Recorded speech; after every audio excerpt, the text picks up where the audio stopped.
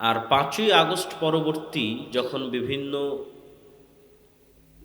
ঘরানার বিভিন্ন দল এবং মতের ইসলামপন্থী যারা, তাদের সাথে উঠা বসা চলাফেরা কথাবার্তা বিভিন্ন প্রোগ্রামে একত্রিত হওয়া, এগুলোর যখন আল্লাহ সুবহানাহু ওয়া তাআলা সুযোগ দিলেন, তখন আমি আর একটা জিনিস অনুভব করলাম যে মুসলমানদের ইমান বিল গায়েব দুর্বল হয়ে গেছে। হয়তো আমারও মজবুত ছিল না ইমান বিল গায়েব, বা হয়তো এখনও সেই পর্যায়ে নাই যে পর্যায়ে থাকা উচিত।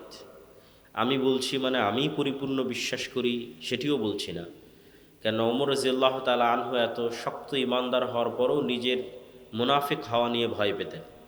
হুযায়ফা ইবনুল ইয়ামান রাদিয়াল্লাহ তাআলা আনহুকে তিনি বারবার জিজ্ঞাসা করতেন যে মুনাফিকদের যে লিস্ট আল্লাহর নবী তোমাকে দিয়েছে, কেন হুযায়ফা রাদিয়াল্লাহ তাআলা আনহু ছিলেন সিররুন নবী সাল্লাল্লাহু আলাইহি ওয়াসাল্লাম, সাহিবুস সির, রাসূল সাল্লাল্লাহু আলাইহি সাল্লামের গোয়েন্দা ডিপার্টমেন্টের অন্যতম একজন দায়িত্বশীল, যার সাথে তিনি অনেক গোপন কথা, যা অনেক অন্যজনের সাথে শেয়ার করতেন না, সেগুলো তার সাথে শেয়ার করতেন। ফলত মুনাফিকদের, রাসূল সাল্লাল্লাহু আলাইহি ওয়াসাল্লাম যাদের মুনাফিক মনে করতেন, তাদের তালিকা হুযায়ফার কাছে দেওয়া ছিল। তো ওমর রাদিয়াল্লাহু তাআলা আনহু নিজের এত মজবুত ইমানদার হওয়ার পরও তিনি সন্দেহ করতেন যে আমি মুনাফিক কিনা। হুযায়ফার কাছে জানতে চাইতেন যে আল্লাহর নবী কি আমাকে কখনো মুনাফিক হিসেবে উল্লেখ করেছে কিনা তোমার কাছে। তো ফলত আমি বলছি তার মানে আমার ইমান খুব ভালো, এটি বোঝানোর উদ্দেশ্য নয়, বরং আমাদের বাস্তব চিত্র তুলে ধরা উদ্দেশ্য। যে আমার রিয়েলাইজেশনে মনে হয়েছে যে মুসলমানদের ইমান বিল গায়েব তলানিতে গিয়ে ঠেকেছে। কেননা বর্তমান পৃথিবীটা হচ্ছে বস্তুবাদী সেকুলার পৃথিবী। বস্তুবাদ এবং সেকুলারিজম এমন একটা জিনিস যা আপনি চাইতে না চাইতে আমাদের রন্ধ্রে রন্ধ্রে, রক্তে মাংসে মিশে গেছে। আপনি এটাকে এত সহজে বের করে ফেলতে পারবেন না। তো এই রক্তে মাংসে বস্তুবাদ এবং সেকুলারিজম মিশে যাওয়ার কারণে আমরা নিজেদের অজান্তে, নামে বলছি মুসলমান, কিন্তু নিজেদের অজান্তে আমরা সবাই বিশ্বাস করছি যে দুনিয়া যে গতিতে চলতেছে, এই গতিতে যদি আমি না চলি তাহলে আমি সফলতা পাবো না।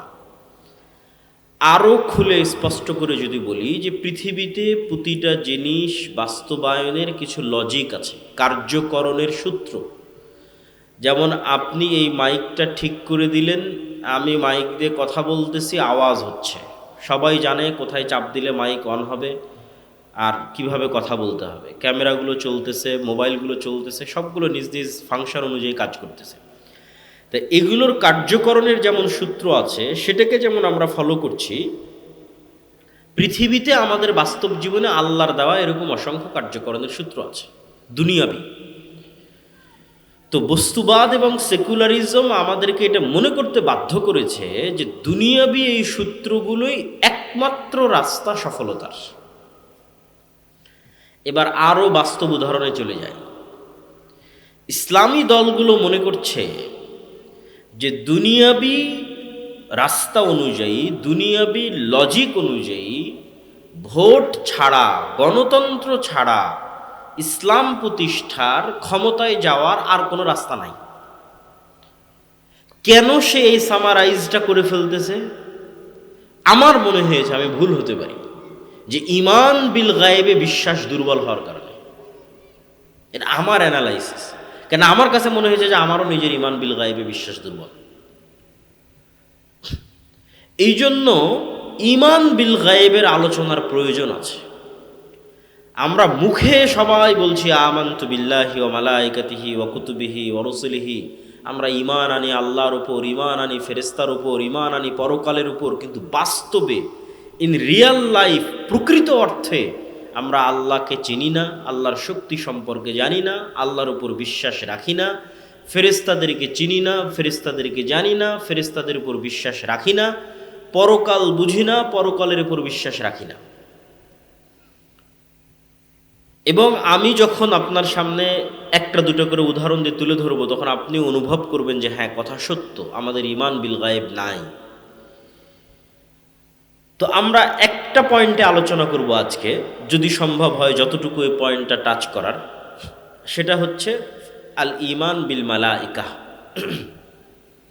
ফেরেশতাদের উপর বিশ্বাস।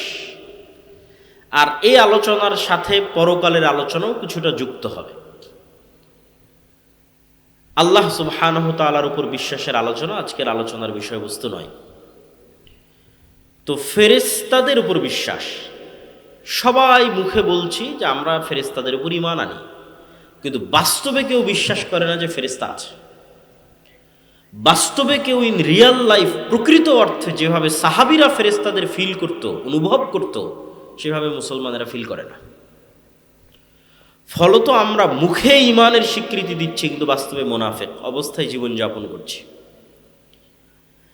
তো সাহাবায়ে কেরাম ফেরেশতাদের কিভাবে ফিল করতেন এবং ফেরেশতাদের উপর কিভাবে ঈমান রাখতেন, সেটার কিছু উদাহরণ আমি আপনাদের সামনে তুলে ধরব। তার আগে ওই যে আয়াতগুলো তেলাওয়াত করছিলাম সূরা বাকারার, ওই আয়াতগুলোর ধারাবাহিকতায় শেষে আল্লাহ বলেছেন ওয়াবিল আখিরাতি হুম ইউকিনুন, আর মুত্তাকি তারা যারা পরকালের উপর ইয়াকিন রাখে। ইয়াকিন কি আর ঈমান কি? ইয়াকিন হচ্ছে, ধরেন আমরা সকলেই বিশ্বাস করি যে আগুন জ্বালিয়ে দিবে, আর একজন মানুষ আগুনে তার হাত জ্বলে গেছে। তো আমাদের ঈমান আছে যে আগুন জ্বালিয়ে দিবে, আর যার নিজের হাত আগুনে জ্বলে গেছে আর ইয়াকিন অর্জন হয়েছে যে আগুন জ্বালিয়ে দেয়। আজ থেকে 50-60 বছর আগে যখন ভিডিও অডিও ছিল না, তখনও মানুষ বিশ্বাস করত মক্কা আছে, কাবা আছে, গল্পে শুনত, অন্তরে কল্পনা করত যে কাবা এরকম, মক্কা এরকম। তাহলে তার ঈমান আছে মক্কা এবং কাবার ওপর। আরেকজন পানি জাহাজ দিয়ে হজ করে মক্কা এবং কাবা দেখে এসেছে, ওর ইয়াকিন আছে মক্কা এবং কাবার ওপর। তো আল্লাহ সুবহানাহু ওয়া তাআলা বলছেন গায়েবের বিষয়গুলোর উপর তোমাদের ইয়াকিন দরকার। দেখোনি কিন্তু বিশ্বাস এমন যেন দেখেছো। বিশ্বাস এমন পর্যায়ের যেন তোমরা পরকাল দেখে এসেছো, কবরের আযাব দেখে এসেছো, জান্নাত এবং জাহান্নাম দেখে এসেছো। এবং গায়েবের উপর বিশ্বাসের মজবুতির উপরই মুসলমানদের সফলতা নির্ভর করে। কার কোন স্তরের গায়েবের উপর ইয়াকিন আছে, সেই স্তরের মাধ্যমেই মুসলমানদের শক্তি, সফলতা নির্ভর করে। তো আমরা আজকে ঈমান বিল গায়েবের একটা অংশের আলোচনা করব, আল ঈমান বিল মালাইকা। ফেরেশতারা কিসের তৈরি বলেন তো? নূরের তৈরি। নূর কি? না, নূর আগুন হলে তাহলে তো জিনেরা আর ফেরেশতারা একই হয়ে গেল। আলো, সুন্দর। এবং আরো স্পষ্ট করে বলা যায় যে অন কাইন্ড অফ আলো, এক প্রকারের আলো। কেননা আমরা যেই প্রকারের আলো দেখি এই আলো নয়।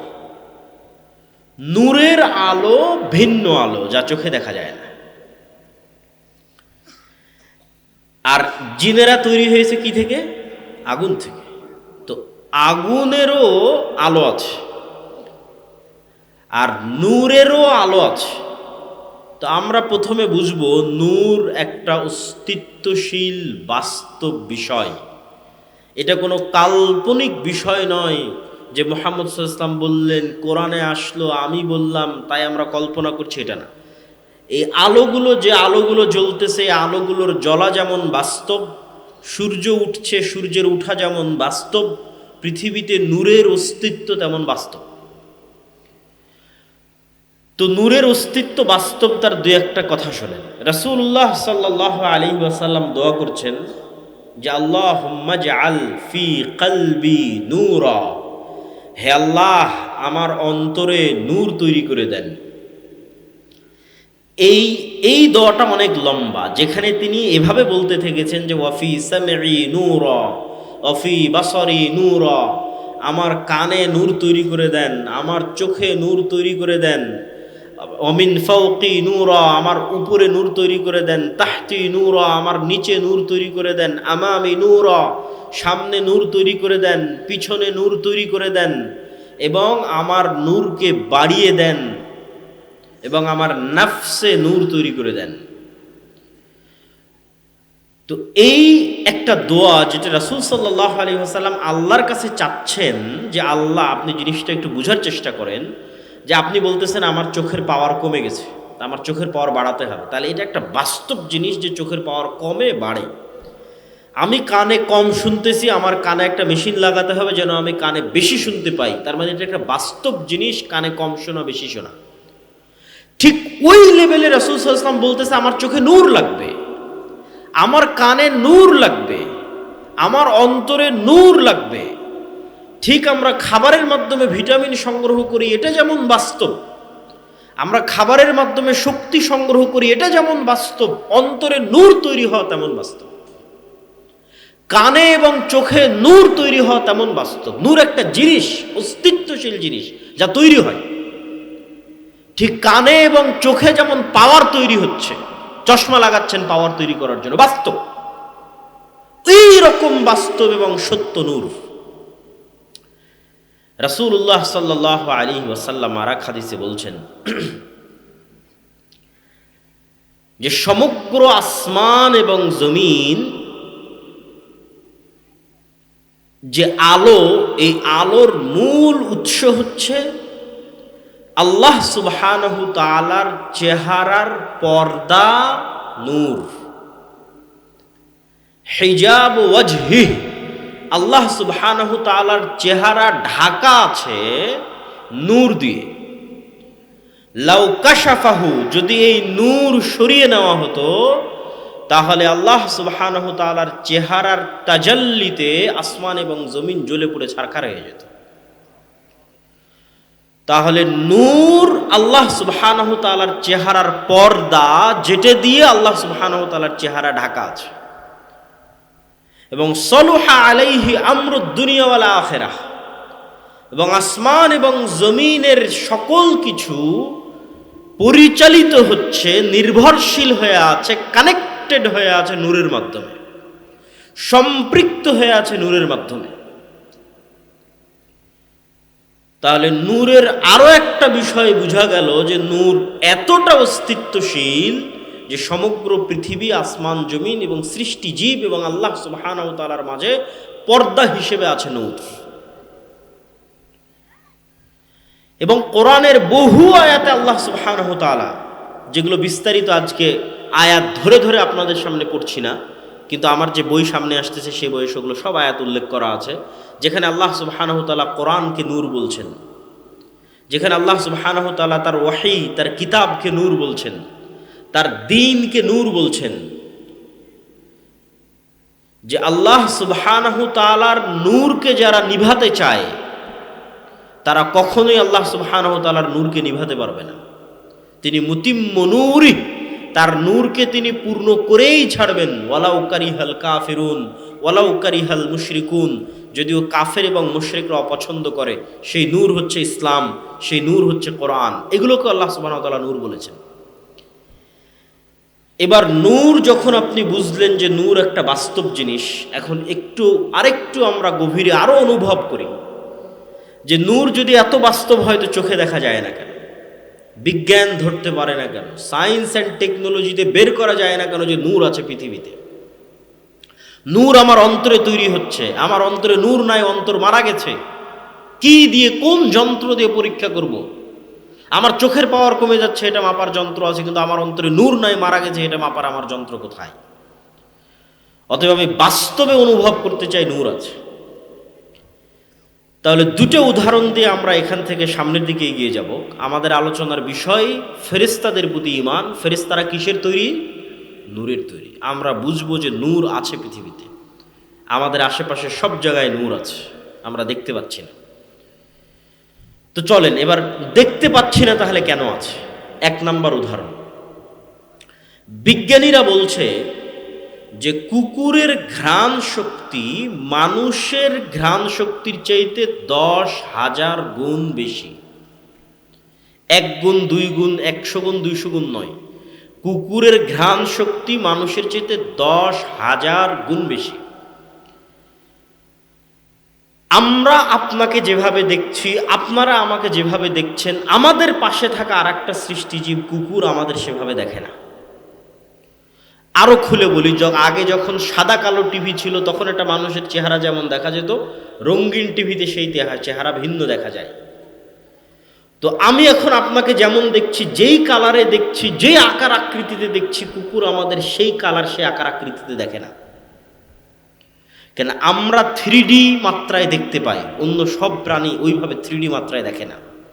তাহলে কুকুর চিনে কিভাবে? কুকুর চিনে ঘ্রাণে। চেহারা দেখে নয় যে এটা আব্দুল্লাহ, ওটা আমার মালিক, ওটা আমার মনিব। ঘ্রাণ দিয়ে চিনে ফেলে। মানুষ যাচ্ছে, মানুষ আসছে, ঘ্রাণ দিয়ে।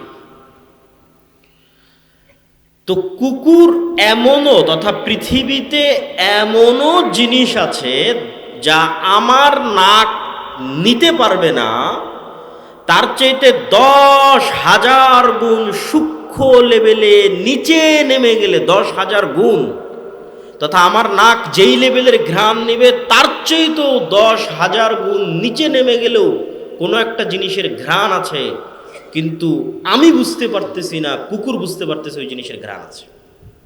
ধরেন এই মাইকটার একটা ঘ্রাণ আছে, আমি টানলেও বুঝতে পারতেছি না।